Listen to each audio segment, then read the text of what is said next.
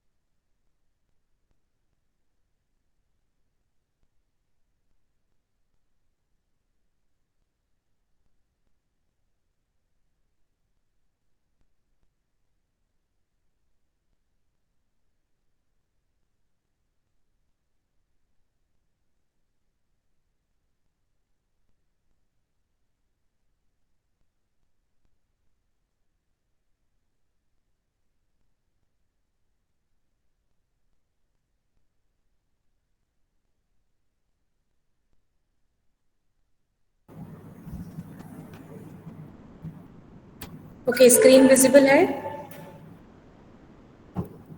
Yes, ma'am. तो process state transition diagram हमारा complete हो गया था. Is there any doubt in that?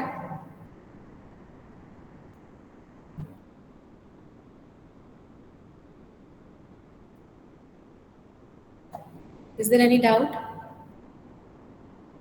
No doubt? No, ma'am. So can someone tell that why do we need suspend ready and suspend wait state? Why do we need suspend ready and suspend wait state? Ma'am, so that we can have some space in the main RAM memory. Correct. If there is no space in the main memory, we cannot accommodate any more processes. So for making room in the main memory, we need to swap out some of the processes from the main memory, whether it will be in the ready state or in the wait state, to the disk, or we call it as a swap space, जहाँ disk का वो portion जहाँ पर हम main memory से temporary थोड़ी देर के लिए किसी process को सस्पेंड करते हैं, स्वैप आउट करते हैं, उसको स्टोर करते हैं. ठीक है. तो definitely to make some room in the main memory, we need to suspend some of the processes for the higher priority process. If there are some higher priority process to be executed and it needs main memory space, we need to swap out some of the processes which is already in the main memory. ठीक है. तो main memory में जगह बनेगी तो higher priority process आएगा और उसको आप एग्जीक्यूट कर सकते हो, रन कर सकते हो, और जब वो टर्मिनेट हो जाता है और जब जैसे ही मेन मेमोरी में जगह बन जाती है, you can resume those processes which are in the suspend wait और सस्पेंड रेडी स्टेट. ठीक है, हम सस्पेंड वेट से सस्पेंड रेडी में क्यों जा रहे थे? When some processes will move or will change their state from suspend wait to suspend ready.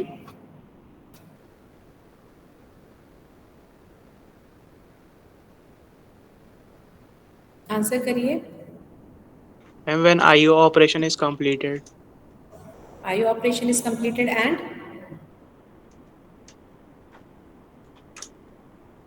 IO operation अगर कंप्लीट हो गया है, वेट स्टेट में है, तब तो वो भी कंप्लीट होकर रेडी में जाएगा. सस्पेंड वेट से सस्पेंड रेडी में कब जाएगा? Ma'am, when there is not enough memory in the ready state, then all the processes are stored in the ready suspended. So the processes which are going through the IO operations, they are when stored in the wait suspended, and when the completion of IO operation is done, then they directly go to the suspended ready because there is no space in the ready state. There is no space in the main memory, not ready. Yes, in the main there is memory. no space in the main memory. Correct. So see, when the processes are in the wait state and you are suspending it, it means there is a need of main memory for some other process. That may be the reason, and you are going to suspend those processes from the wait state. देखो, wait state में दो type के processes हो सकते हैं. एक processes वो जो आईओ ऑपरेशन परफॉर्म कर रहे हैं, दूसरे प्रोसेसेस वो जो आईओ डिवाइसेस का वेट कर रहे हैं, उनको अभी रिसोर्सेज मिला नहीं है, they are just waiting there. ठीक है, they have not been allocated any of the IO devices, but they are waiting in the queue कि हमको मिलेगा. तो इट्स बेटर कि जो प्रोसेस कुछ भी काम नहीं कर रहे हैं, ना तो वो सीपीयू में एग्जीक्यूट हो रहे हैं, ना तो वो रेडी स्टेट में है, जस्ट वेट कर रहे हैं एग्जीक्यूट होने के लिए, और ना ही वो कोई आईओ ऑपरेशन परफॉर्म कर रहे हैं, they are just waiting. So those processes can be suspended. वो ज्यादा प्रायोरिटी में होंगे, उनको सस्पेंड कर देना चाहिए, क्योंकि आईओ ऑपरेशन वो कर भी नहीं रहे हैं. आप आईओ ऑपरेशन कर रहे प्रोसेस को भी सस्पेंड कर सकते हो, क्योंकि we can perform IO operation from the disk also.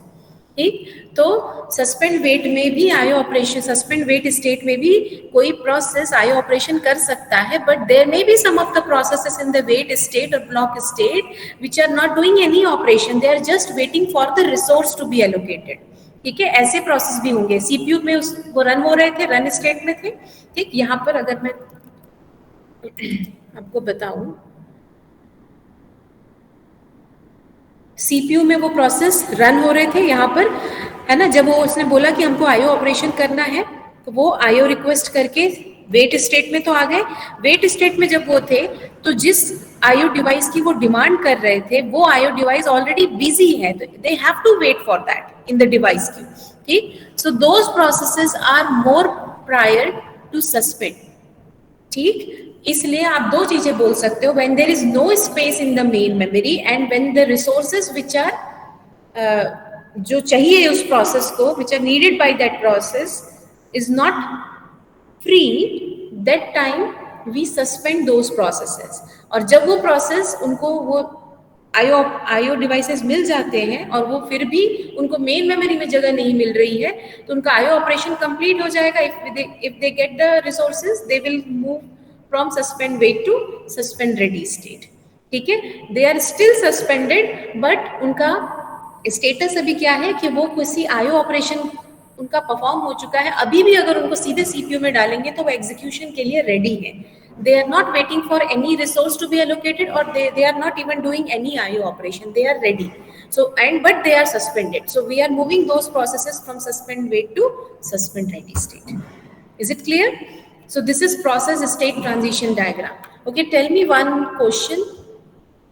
ये गेट का ही क्वेश्चन है, जिसको मैं थोड़ा सा आपको नॉर्मल सिंपल करके बता रही हूँ. If we have one CPU and M processes, ध्यान से सुनना सभी, और मैं जिससे पूछूंगी वही आंसर देगा. If I have one CPU and M processes, तो इसको हम क्या बोलते हैं? इस प्रोसेसिंग को हम क्या बोलते हैं? यशराज, इस प्रोसेसिंग को हम क्या बोलते हैं? If we have one CPU and multiple processes, क्या बोलते हैं?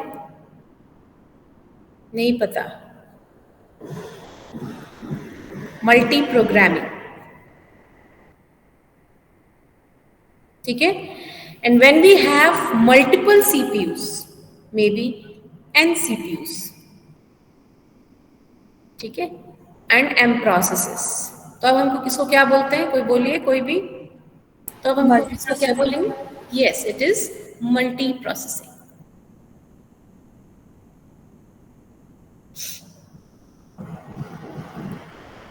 ठीक है। तो if we have one CPU, all the M processes are running concurrently, ठीक है, and in n CPU, n processes are running simultaneously, but M processes are running concurrently. See, concurrently and simultaneously are the two English words which can be used interchangeably in general English, but here in operating system, concurrently और simultaneously दोनों अलग अलग हम use कर रहे हैं। concurrently मतलब सारे प्रोसेसेस जो सिस्टम में हैं, they all are running, but एक साथ रन नहीं हो रहे। but if we, because we have one CPU, but when we have multiple CPUs, we can perform multiple processes at the same time. So if we have n CPUs, we can perform n processes at the same time. ठीक है, parallelly आप n CPUs पे काम कर सकते हो, तो इसको हम साइमल्टेनियसली बोलते हैं। ठीक, तो m प्रोसेस, जब वन CPU है तब भी हम मल्टी प्रोग्रामिंग करते हैं, सारे प्रोसेसेस थोड़ा थोड़ा थोड़ा थोड़ा रन हो रहे होते हैं। ठीक है, स्विचिंग इतनी फास्ट होती है, सारे प्रोसेसेस रन हो रहे होते हैं, लेकिन सब एक साथ नहीं हो रहे होते। एक टाइम पे एक ही प्रोग्राम आपका रन होता है। But in if we have more than one CPU, तो जितने नंबर ऑफ सीपीयूज उतनी ज्यादा प्रोसेसिंग, आप उतने number of processes simultaneously run कर सकते हो। ठीक है, तो एक साथ और साथ साथ दोनों में फर्क है। एक साथ मतलब simultaneously we have more number of CPUs, और जब वी हैव वन सीपीयू तो साथ साथ एम प्रोसेसेस तो रन हो रहे हैं, बट एक साथ नहीं हो रहे। ठीक है, इस बात को याद रखना। ओके, अब tell me one thing,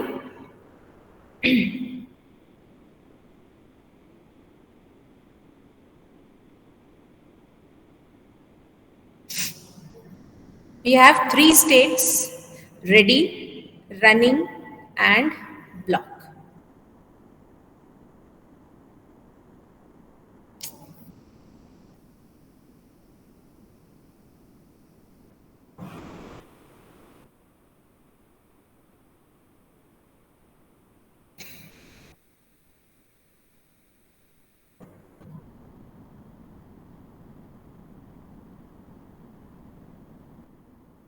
Minimum and maximum.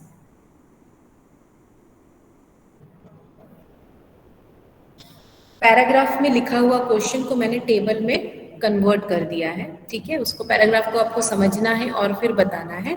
तो tell me, if we have these three states, अब आपको समझ में आ गया सारे स्टेट्स क्या है? Ready, running, block.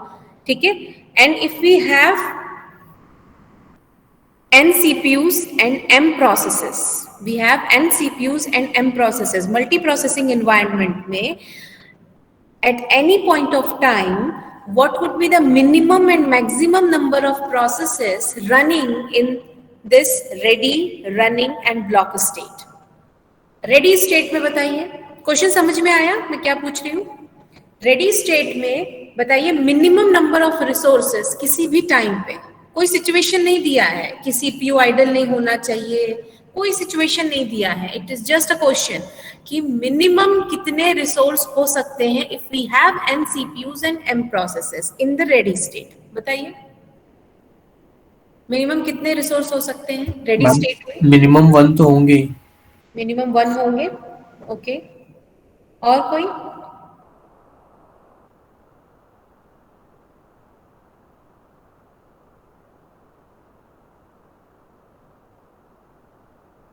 ना आप लोग चैट में लिखते हो, ना आप लोग बोलते हो, ऐसे में कैसे पढ़ा पाएंगे हम आपको? इंटरैक्टिव होना चाहिए ना क्लास।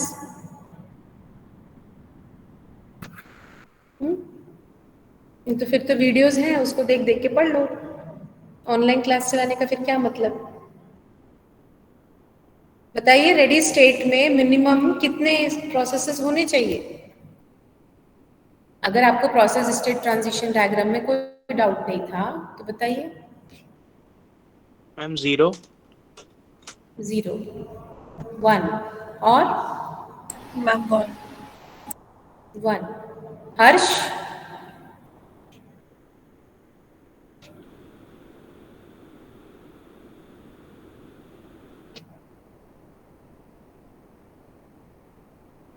समीक्षा?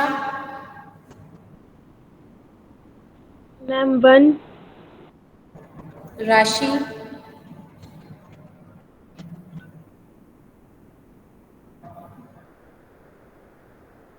राशि, I am considering you as absent, जो कोई आंसर ही नहीं दे रहे। नहीं मालूम है तो बोल सकते हो आप लोग। कुशाल? मैम 1 लग रहा है। 1। Yes ma'am. नवनी?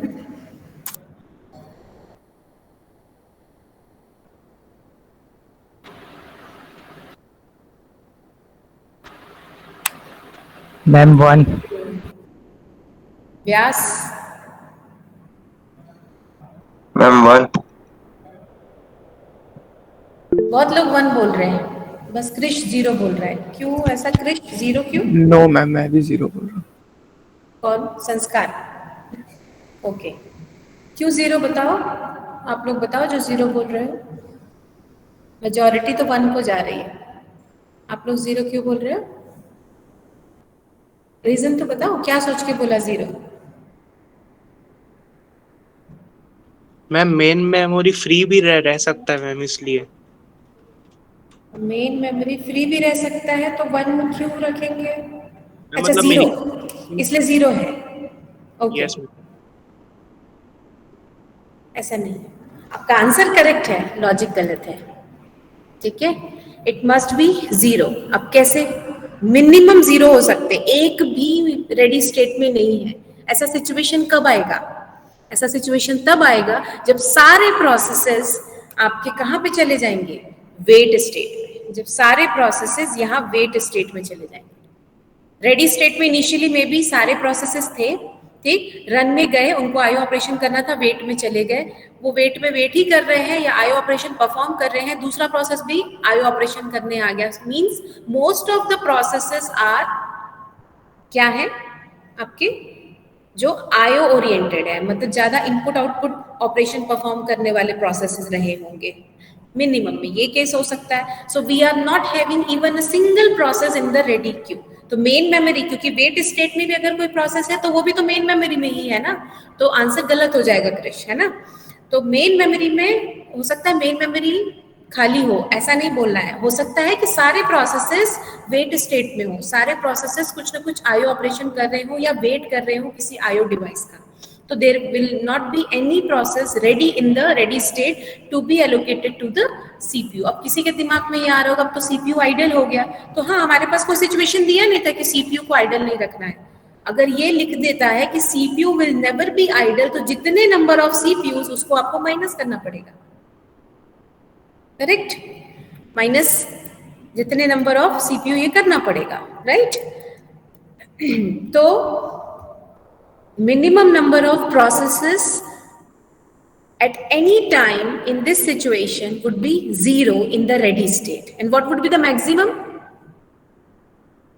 Ready state में maximum कितने processes हो सकते हैं at a time? M. जितने नंबर प्रोसेस M, जितने नंबर ऑफ प्रोसेसेस हैं वो पूरे के पूरे रेडी स्टेट में ही है, हो सकता है, ऐसा भी हो सकता है, ठीक? अब बताइए रनिंग का मिनिमम क्या होगा? M1.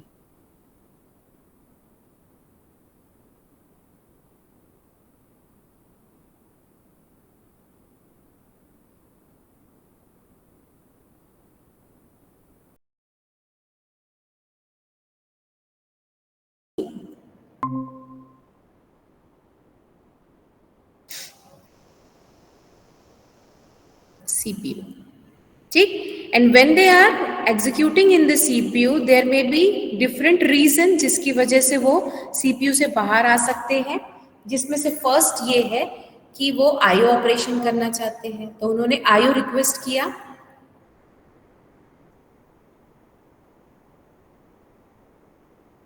ठीक है, IO रिक्वेस्ट किया। IO रिक्वेस्ट करने के बाद अगर जिस इनपुट आउटपुट डिवाइस को उन्होंने कॉल किया है वो अगर फ्री नहीं है तो they have to wait in the IO queue, and once they will be selected, उनका टर्न जब भी आएगा वो पर्टिकुलर IO डिवाइस को वो असाइन हो जाएंगे और अपना IO ऑपरेशन कंप्लीट करने के बाद ये कहाँ जाएंगे, वापस से रेडी क्यू में, ठीक।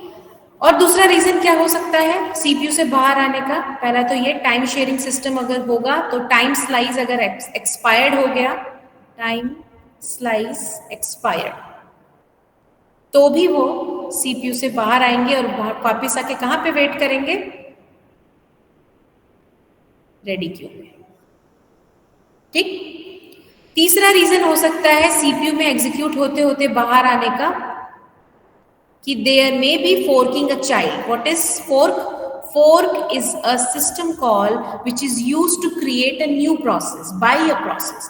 If a process or a parent process wants to create another process, it calls a system call. That is a fork system call. System call हम क्या होता है? It is an interface for a user program to ask something to the operating system. तो वो fork system call करेगा तो एक नया चाइल्ड प्रोसेस क्रिएट होगा जो कुछ एग्जीक्यूट होगा और after execution of that child process parent process will again go to the ready queue and wait for its turn, ठीक है। फोर्क अ चाइल्ड प्रोसेस, सिर्फ फोर्क अ चाइल्ड लिखती हूँ, देन चाइल्ड एग्जीक्यूट्स,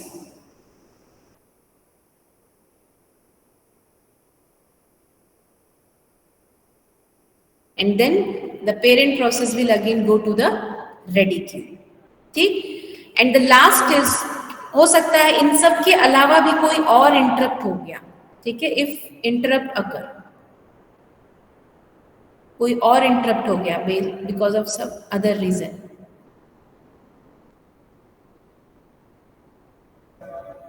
ठीक है।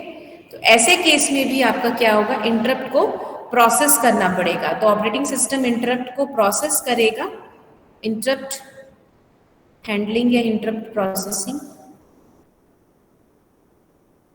ये प्रोसेसर जहां पे भी प्रोसेसिंग हो रही है उसको मैं ओवल शेप में या फिर सर्कल शेप में ड्रॉ कर रही हूँ, ठीक है। Then again after handling the interrupt it will again go to the ready queue and wait in the ready queue. तो what are the different scheduling queue आपको यहाँ पे दिख रहा है? पहला तो आपको दिख रहा है ये job queue. Job queue is the queue which is maintained in the secondary memory to store the list of the processes which are ready to be executed and they are ready to be brought into the main memory. And when those processes are brought into the main memory, they are waiting in the ready queue, जिसको हम ready state बोलते हैं। ये है ready queue, ये है दूसरा queue। पहला था जॉब क्यू, शेड्यूलिंग क्यूज आपसे अगर कोई पूछे तो पहला है job queue, then second one is ready queue, and जब आप देख रहे हो इस डायग्राम में एक और क्यू आपको दिख रहा है that is IO Q, that is a device Q, it is known edge device Q. तो हमारे पास कौन कौन सा है? Job Q, ready queue and device Q. Every device और एवरी इनपुट आउटपुट डिवाइस एक बार में एक ही प्रोसेस के रिक्वेस्ट को एक्सेस कर सकते हैं। अगर साथ ही साथ साइमल्टेनियसली उनके पास और भी बहुत सारे रिक्वेस्ट आते हैं तो वो सभी रिक्वेस्ट उस आईओ डिवाइस के डिवाइस क्यू में जाके स्टोर हो जाते हैं and based on some criteria those device queue request are handled by the device. So every input output device, even a disk, has device queue with it, ठीक है, जिसमें सारे प्रोसेसिंग रिक्वेस्ट आपके स्टोर होते हैं जहां से आप उस रिक्वेस्ट को based on the arrival time, जो पहले आया पहले होगा, या फिर based on some priority, based on some other criteria, based on any criteria those device queue, और ये डिफरेंट जितने क्यू हैं ये हैंडल करते हैं प्रोसेसेस को सेलेक्ट करने की कि किसको नेक्स्ट भेजना है. But these are the different scheduling queues involve for scheduling the processes to the CPU. ठीक है, is it clear? Is there any doubt? Scheduling queue.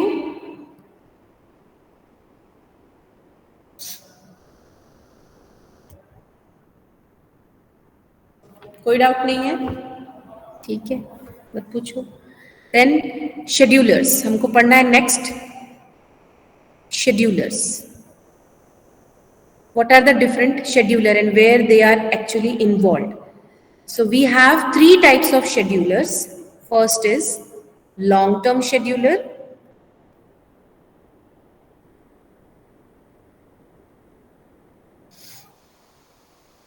second short-term scheduler,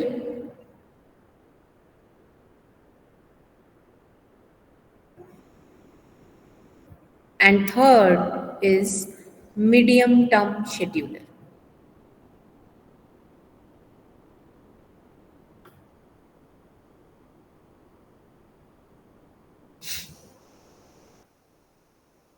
ठीक है. So what is long-term scheduler and where this scheduler is working? The long-term scheduler is a module which works here.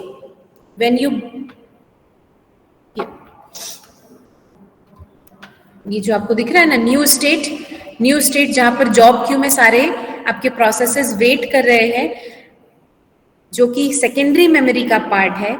कौन से processes को job queue से select करना है to brought into the main memory is decided by the long-term scheduler. ठीक है. सो कौन decide करता है? लॉन्ग टर्म शेड्यूलर डिसाइड करता है. ठीक है. तो न्यू सेकेंडरी मेमोरी में आपको मालूम है कि आप जैसे पहली बार अगर कुछ सिस्टम ऑन करते हो तो इनिशियली आप 2-3 प्रोग्राम्स ओपन करते हो, वेब ब्राउजर ओपन करते हो या वर्ड प्रोसेसर ओपन करते हो, या हो सकता है आपको सॉन्ग सुनना है या आप कुछ कॉपी में लगाते हो. तो ऐसे 2-3 प्रोग्राम आप ऑन करते हो, स्टार्ट करते हो प्रोसेस, और after some time maybe 7 to 8 minutes और maybe after half an hour you will start another process. ठीक.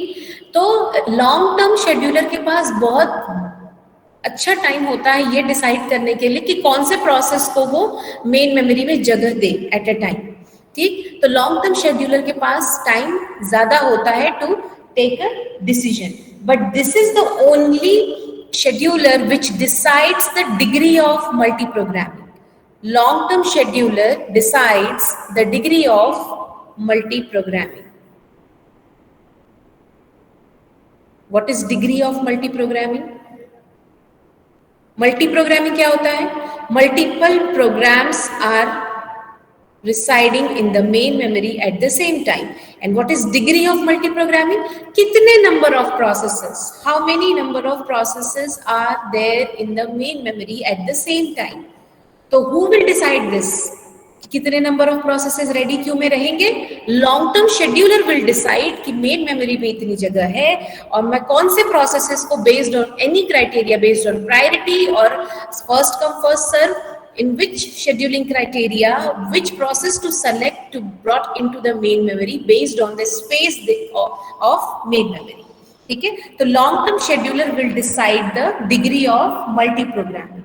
बट साथ ही साथ लॉन्ग टर्म शेड्यूलर एक और चीज डिसाइड करता है कि देखो अभी हमने जब एक क्वेश्चन किया उसमें हमने बोला कि अगर सारे के सारे प्रोसेस ब्लॉक हो जाएं, इसका मतलब सारे के सारे प्रोसेस जो है आईओ ऑपरेशन करने वाले ज्यादा हैं, उनको सीपीयू में टाइम कम चाहिए, आईओ ऑपरेशन ज्यादा करना है. तो अगर long term scheduler will bring all the processes of जो आईओ रिलेटेड काम ज्यादा करते हैं, इसको हम आईओ प्रोसेसेस कहते हैं, आईओ बाउंड प्रोसेसेस कहते हैं. तो आईओ बाउंड प्रोसेसेस अगर वो ज्यादा लेके आएंगे तो डेफिनेटली रेडी स्टेट में कुछ होगा नहीं, रन स्टेट में सीपीयू आइडल हो जाएगा बहुत टाइम के लिए, क्योंकि सारे प्रोसेस थोड़ी देर के लिए सीपीयू में जाएंगे, जैसे ही उसको आईओ ऑपरेशन करना है वो फिर वेट स्टेट में चले जाएंगे. So all the processes are waiting here in the wait state and there is nothing to do for the CPU and ready state is also free. ठीक, तो ऐसा ना हो, इसके लिए लॉन्ग टर्म शेड्यूलर को क्या करना पड़ता है, it must decide the good mix of IO bound and CPU bound processes. ठीक है, तो आपका जो लॉन्ग टर्म शेड्यूलर है, लॉन्ग टर्म शेड्यूलर क्या डिसाइड करता है, good mix of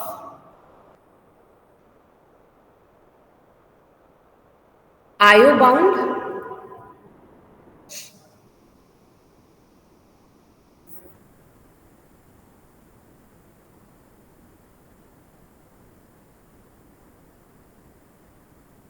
and CPU bound processes। ठीक है, उसका कुछ प्रोसेस आईओ बाउंड होने चाहिए ताकि सभी के सभी प्रोसेस वेट स्टेट में जाके ज्यादा देर तक वेट ना करना पड़े। कुछ सीपीयू बाउंड लाएंगे तो सीपीयू भी बिजी रहेगा जब तक आईओ बाउंड प्रोसेस अपना आईओ ऑपरेशन कर रहे होंगे, सीपीयू बाउंड प्रोसेस अपने सीपीयू में रन कर रहे होंगे। तो ये दोनों का good mixture long term scheduler को इंश्योर करना पड़ता है, तभी आप अच्छी ऑप्टिमाइज्ड शेड्यूलिंग कर पाओगे। ठीक है, तो लॉन्ग टर्म शेड्यूलर का नाम लॉन्ग टर्म क्यों है, because it execute much less frequently, है ना। मिनट्स भी मतलब मिनट्स में separate the creation of one new process and the next. ठीक है, तो it controls the degree of multi programming and it also ensures the good mix of IO bound and CPU bound processes. ठीक है, तो क्या करता है long term scheduler, it selects the processes from the job pool और job queue and loads them into memory for execution. ठीक, तो कहां पर वो कर रहा था, न्यू स्टेट से रेडी स्टेट में मुझे कौन से प्रोसेस को लेके आना है, वो कौन डिसाइड करता है, आपका long term scheduler. Then second one is short term scheduler. बताइए कौन से स्टेट चेंज में शॉर्ट टर्म शेड्यूलर आएगा। शॉर्ट टर्म शेड्यूलर कहाँ काम करना चाहिए आपको, और कहाँ डिसीजन लेना पड़ता है, कौन से स्टेट चेंज में। मैम रेडी में, Ready to run. Yes, ready to run. When you are changing the state from the ready to run, there you have to decide which process to select from the ready state to give it to the CPU. So here your short term scheduler will work. ठीक है, short term scheduler को बहुत ही fast decision लेना पड़ता है, नाम ही उसका short term scheduler. ठीक है, विच इज सेलेक्टिंग, इसी को शॉर्ट टर्म शेड्यूलर को हम लोग सीपीयू शेड्यूलर भी कहते हैं। ठीक है, it selects from among the processes that are ready to execute and allocates the CPU to one of them. ठीक है, तो मेन डिस्टिंक्शन क्या हुआ लॉन्ग टर्म और शॉर्ट टर्म का, the frequency of execution, frequency of execution. ठीक है, short term scheduler it must select a new process for the CPU very frequently. आपको सीपीयू की स्पीड तो पता ही है ना, may be few milli second before for an IO request. ठीक, और मे बी आपका जो लॉन्ग टर्म शेड्यूलर है उसको मिनट और हो सकता है हाफ एन आवर के बाद भी एक नया प्रोग्राम मिल सकता है जिसको उसको लेके आना है, मेन मेमोरी में जगह बनानी है। वो लॉन्ग टर्म शेड्यूलर को बहुत टाइम मिलेगा डिसीजन लेने के लिए, बट शॉर्ट टर्म शेड्यूलर को वो टाइम नहीं मिलता है। तो short term scheduler it has two algorithms, कौन कौन से, शेड्यूलर एंड डिस्पैचर। ध्यान रखना ये दोनों अलग अलग चीजें हैं, scheduler and dispatcher.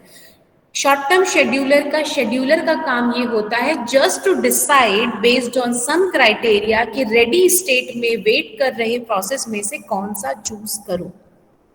It is the task of scheduler.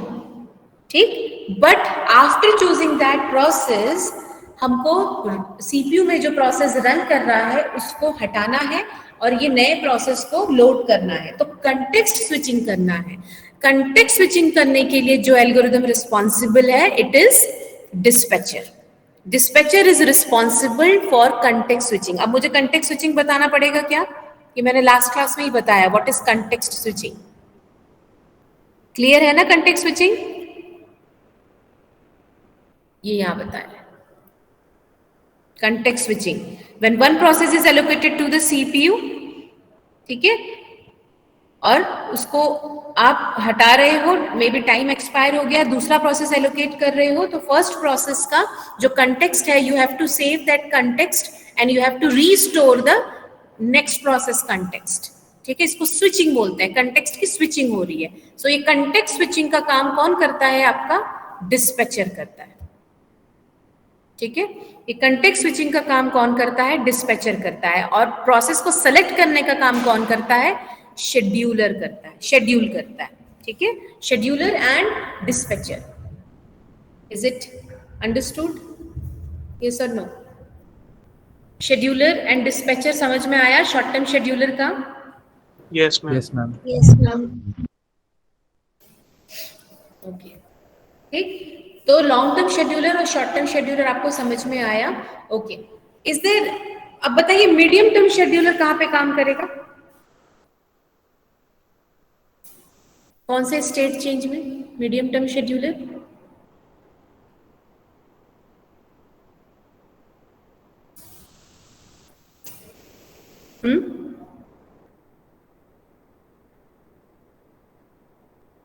Medium term scheduler कहाँ पे काम करेगा?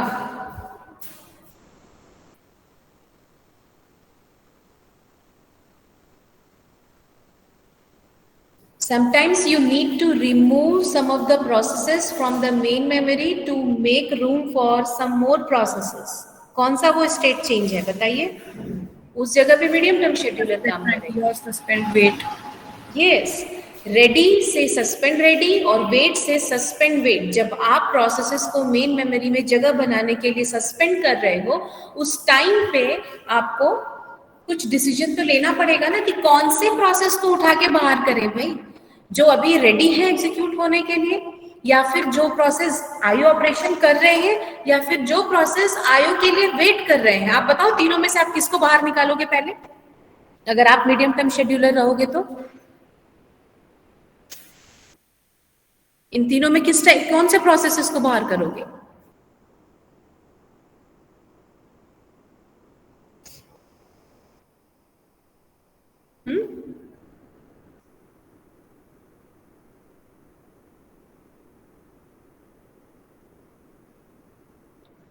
जो प्रोसेस कुछ भी नहीं कर रहा है आप उसी को तो बाहर करोगे ना। ना तो वो रेडी स्टेट में रेडी है रन होने के लिए, ना तो वो वेट स्टेट में कोई आईओ ऑपरेशन भी नहीं कर रहा है, तो आप ऐसे प्रोसेस को बाहर करोगे, उससे मेन मेमोरी में जगह बनाओगे। So those processes which are just waiting and not doing anything, not doing any IO operation, not ready to be executed in the CPU, those processes will be selected by the medium term scheduler. Medium term scheduler.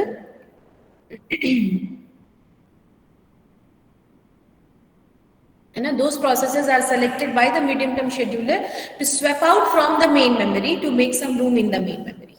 ठीक, और यही medium term scheduler है जो ये decide करेगा कि कौन से प्रोसेस को रिज्यूम किया जाए।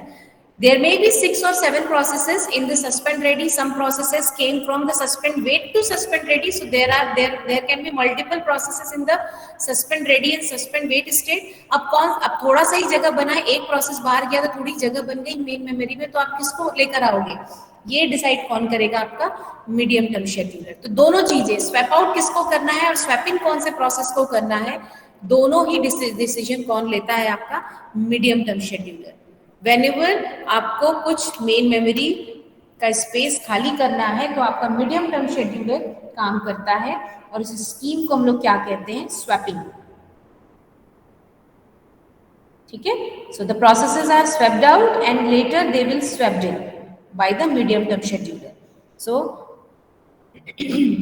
उस मीडियम टर्म शेड्यूलर को भी ये ध्यान रखना पड़ेगा कि वो कुछ रेडी स्टेट से कुछ हटाए और कुछ वेट स्टेट से हटाए। सब कुछ वेट से सारे प्रोसेस हटाएगा तो रेडी स्टेट, फिर क्या होगा? वेट स्टेट से सारा हटा देगा तो आईओ जो डिवाइसेस है वो खाली हो जाएंगी, और रेडी स्टेट से सारे प्रोसेस हटा देगा तो रन जो सीपीयू है वो खाली हो जाएगा।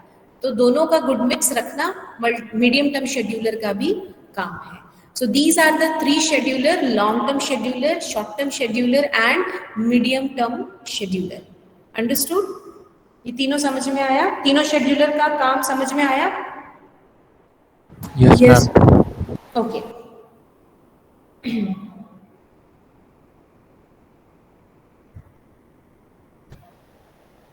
इसमें एक डायग्राम ये बना सकते हो आप लोग, अगर आपको शेड्यूलर्स पूछता है तो। ठीक है, जैसे अभी हमने उधर बनाया था, तो ये रेडी क्यू बना लिया, रेडी क्यू, रेडी क्यू से आप सीपीयू में देते हो, ठीक है। सीपीयू से या तो एंड हो जाता है या टर्मिनेट हो जाता है। एंड नहीं होता है तो या तो आईओ ऑपरेशन करने गया, तो यहाँ पे जैसा आपने आईओ रिक्वेस्ट और आईओ वेटिंग क्यूज ये हमने बनाया था, सेम वैसे ही आप यहाँ पर भी बना सकते हो। मैंने एक ही बॉक्स बना रही हूँ। आईओ क्यू में गया है ना, आईओ ऑपरेशन हुआ, आईओ डिवाइस उसको मिल गया and then it will come back to the ready queue, ठीक। और अगर आईओ ऑपरेशन नहीं करना है, it has been swapped out, तो अगर आपने इसको स्वेप आउट किया है तो स्वेप आउट करने पे कौन से प्रोसेसेस होंगे? Those are partially executed swapped out processes. वो एग्जीक्यूट हो रहे थे बट पार्शियली एग्जीक्यूटेड है, वो स्वेप आउट हुए। और जब आप उसको स्वेप इन करोगे तो कहाँ लेकर आओगे? रेडी स्टेट में।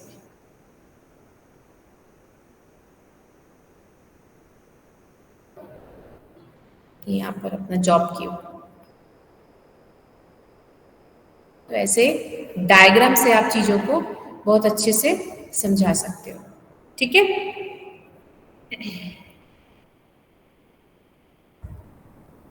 लाइक दिस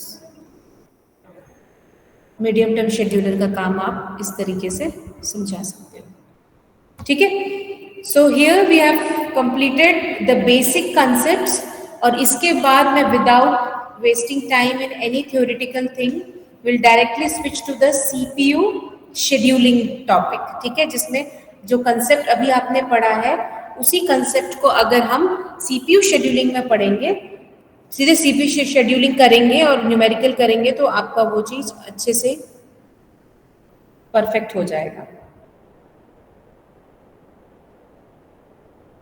देखो, जब भी एक प्रोसेस सीपीयू शेड्यूलिंग का दो आपका, एक सेकेंड, वीडियो का नाम क्या है? एक सीपीयू शेड्यूलिंग टर्मिनोलॉजीज है और एक सीपीयू शेड्यूलिंग क्राइटेरिया है। These are the time and the terminologies that you should know before handling और बिफोर सॉल्विंग न्यूमेरिकल प्रॉब्लम। तो वो दोनों वीडियो आप नेक्स्ट क्लास में देख के आएंगे, क्योंकि कल तो क्लासेस है नहीं। नेक्स्ट क्लास में, नेक्स्ट आपका जब थर्सडे जब क्लास होगी तो उसमें आपको देख के आना है, ठीक है। तो दोनों वीडियो आपको देख के आना है। हमने नहीं देखा या आधा देखा, ये नहीं होना चाहिए। It is a request. एक 17 मिनट का होगा, एक 4 मिनट का वीडियो होगा, वो दोनों देख लेना, ताकि मैं 5 मिनट्स में आपको रिवीजन करके बस बताकर कि हाँ ये चीजें होती हैं और डायरेक्टली मैं आपको न्यूमेरिकल कर पाऊँ। हम एटलीस्ट 2 से 3 एल्गोरिदम उस दिन हम कर पाए, 3 नहीं तो 2 तो कर पाए उनके जो न्यूमेरिकल्स हैं, ठीक है। 5 to 6 अगर आप लोग ऐसे ही रिस्पॉन्ड करोगे ना, तो जितना सिलेबस में है ना मैं उतना ही बताऊंगी, मैं गेट एस्पेक्ट से नहीं पढ़ा पाऊंगी। आप लोग इंटरेक्ट नहीं करते हो, आप लोग बहुत, या तो आप लोग को बोलना अच्छा नहीं लगता या तो आपको लिखना अच्छा नहीं लगता। तो ऐसे में मैं ना तो आपको देख पा रही हूँ और ना आपका फेशियल एक्सप्रेशन देख पा रही हूँ। मुझे नहीं समझ आ रहा आपको समझ भी आ रहा है कि नहीं। तो you have to be interactive to make my motivation, ठीक है। तो आप लोग अगर इंटरेक्टिव रहेंगे तब मैं आपको 8 to 9 जो जितने भी गेट में क्वेश्चंस आते हैं, जितने भी एल्गोरिथम्स के, वो सब मैं आपको बता दूंगी। और अगर नहीं तो फिर बस 3 या फिर 4 ये बता के मैं आगे बढ़ जाऊंगी, आराम से हो जाएगा सिलेबस में, ठीक है। तो नेक्स्ट क्लास में वो दोनों वीडियो आपको देख के आना है, ठीक। एक चीज और बता देती हूँ, शेड्यूलिंग। जब हम सीपीयू की शेड्यूलिंग करते हैं, तो सीपीयू शेड्यूलिंग में 2 टाइप से सीपीयू शेड्यूलिंग होती है।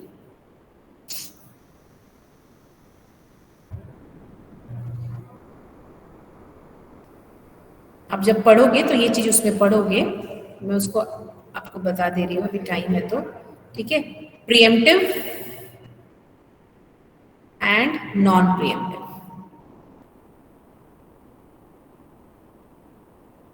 Pre-emptive and non pre-emptive. CPU को शेड्यूल करना है तो एक प्रीएम्प्टिव है और एक नॉन प्रीएम्प्टिव। प्रीएम्प्टिव मतलब क्या, नॉन प्रीएम्प्टिव मतलब क्या? सबसे पहले आपने एक प्रोसेस को न्यू स्टेट से रेडी में लाया, रेडी से शॉर्ट टर्म शेड्यूलर ने उसको सेलेक्ट किया, रन किया, रन करने के बीच में उसको कुछ आईओ ऑपरेशन करना था, आपने उसको वेट स्टेट में भेजा, आईओ ऑपरेशन हुआ, वापस आया, फिर से उसको रेडी स्टेट में किया, वो एग्जीक्यूट होकर टर्मिनेट हो गया। Now the process which came has been executed. अब आप दूसरे प्रोसेस को सेलेक्ट कर रहे हो और फिर सीपीयू को एलोकेट कर रहे हो. That is non preemptive. You are not preempting any of the process in between. जितना टाइम उसको चाहिए उतना टाइम आप उसको दे रहे हो, वो कर लेगा पूरा कंप्लीट. चाहे आप मल्टीपल प्रोग्राम्स रेडी स्टेट में रख रहे हो, लेकिन आप उसको एलोकेट नहीं कर रहे हो. It is non pre-emptive by nature. And what is preemptive? When one process is ready, there are multiple processes. Multi-programming concept है. एक process को आपने run state में रखा, अगर उस वो कंप्लीट हो गया या फिर उसका टाइम एक्सपायर हो गया तो वो वापस से रेडी क्यू में वेट करेगा, या आईओ ऑपरेशन करना था तो वो वेट स्टेट में जाएगा. जैसे ही सीपीयू फ्री हुआ, आइडल हुआ, you short term scheduler has selected another process from the ready queue and assigned it to the CPU. So you have preempted that process. अगर वो कंप्लीट नहीं हुआ है, आपने उसको बीच में रोक दिया क्योंकि टाइम खत्म हो गया, आपने उसको आईओ ऑपरेशन की वजह से बीच में रोक दिया, आप वेट नहीं कर रहे उस प्रोसेस के कंप्लीट होने का, आप डायरेक्टली दूसरा प्रोसेस असाइन कर दे रहे हो सीपीयू को. ठीक है, this is preemptive by nature. You are preempting the processes between the execution. Okay, so these are the two ways we can perform CPU scheduling, that is preemptive and non-preemptive. Understood? ये दोनों चीज समझ में आई? Preemptive, non-preemptive? Ma'am एक बार फिर से. देखो, अभी ये ध्यान मत दो. नॉन प्रिएम्प्टिव का मतलब क्या हो रहा है? आपने बोला कि ठीक है, ये प्रोसेस आया है, आपने उसको सीपीयू दिया, वो सीपीयू में एग्जीक्यूट हो रहा था. आपको पता है जब एक प्रोसेस एग्जीक्यूट होता है तो कुछ देर वो सीपीयू में एग्जीक्यूट होता है, फिर कुछ देर वो आईओ ऑपरेशन करता है, फिर सीपीयू, फिर आईओ, या फिर बहुत देर तक आईओ, फिर सीपीयू. तो ये जितना भी टाइम उसको लगने वाला है, जब तक वो टर्मिनेट नहीं हो जाता तब तक आप सीपीयू को दूसरा प्रोसेस नहीं दे रहे हो. सीपीयू अगर आइडल है तो रहने दो बीच में. It is non-preemptive. You are not preempting the process because of any reason. Time sharing system नहीं है कि 10 मिनट हो गया अब आपको टाइम नहीं मिलेगा. ठीक, तो ये है नॉन प्रिएम्प्टिव. और प्रिएम्प्टिव मतलब क्या? आपने टाइम शेयरिंग सिस्टम बना दिया, प्री डिफाइंड टाइम बोल दिया, 1 मिली सेकेंड से ज्यादा किसी को नहीं मिलेगा. आपका प्रोसेस हो गया तो आप कंप्लीट हो जाओ. अगर आपको आईओ ऑपरेशन करना है तो आप ठीक है चले जाओ, लेकिन आप जैसे ही सीपीयू को रिलीज करोगे हम दूसरा प्रोसेस असाइन कर देंगे, आप कंप्लीट हो या ना हो. So there are multiple processes who are partially executed. ठीक है, तो it is preemption. You are preempting that process कि टाइम एक्सपायर हो गया भाई, सीपीयू खाली करो, है ना. आपको आईओ ऑपरेशन करने जाना, ओके आप जाओ, हम दूसरा दे देते हैं. तो you have preempted that process and assign another process to the CPU. This is preemption, इसलिए इसको प्रीएम्प्टिव बोलते हैं. नॉन प्रीएम्प्टिव मतलब जिस ऑर्डर में आया बेस्ड ऑन क्राइटेरिया, एक प्रोसेस कंप्लीट हुआ, फिर दूसरा प्रोसेस देंगे, फिर तीसरा प्रोसेस देंगे, लाइक दैट. पूरा कंप्लीट होने का वेट करेंगे. This is non pre-emptive. ठीक है, तो these are the two things, two scheduling types. समझ में आया? Preemption and pre-emptive and non pre-emptive. Yes, ma'am. Yes, ma'am. ठीक, तो ये प्रीएम्प्टिव है एंड नॉन प्रीएम्प्टिव है. इसी के बेसिस पे हमारी सीपीयू शेड्यूलिंग होगी. हम एक बार नॉन प्रीएम्प्टिव, कुछ एल्गोरिदम्स जो हैं जो नॉन प्रीएम्प्टिव में ही रन करते हैं और कुछ दोनों में रन करते हैं. दोनों तरीके से उनका आप इम्प्लीमेंटेशन कर सकते हो. तो हम एक एक एल्गोरिदम को देखेंगे. वो दोनों सीपीयू प्रोसेस मैनेजमेंट करके जो प्लेलिस्ट है, जिसमें अगर आप कुछ लोगों ने ये सब देखा होगा प्रोसेस स्टेट ट्रांजिशन वाला, तो वो वीडियोस प्रॉपर जिस ऑर्डर में है उसी ऑर्डर में आपका, और जिस ऑर्डर में मैं पढ़ा रही हूँ कुछ चीजें मैंने आगे पीछे करी हैं. ठीक है, वहां पे मैंने फोर्थ सिस्टम कॉल के न्यूमेरिकल्स पहले बताए हैं, वो हम बाद में करेंगे. ठीक, तो वो सब चीजें नोट्स बनाते चलो. और सीपीयू टर्मिनोलॉजी और सीपीयू क्राइटेरिया, शेड्यूलिंग क्राइटेरिया, ये दोनों आपकी कॉपी में वो नोट्स होने चाहिए ताकि हम डायरेक्टली स्टार्ट कर सके अपना न्यूमेरिकल. ठीक है.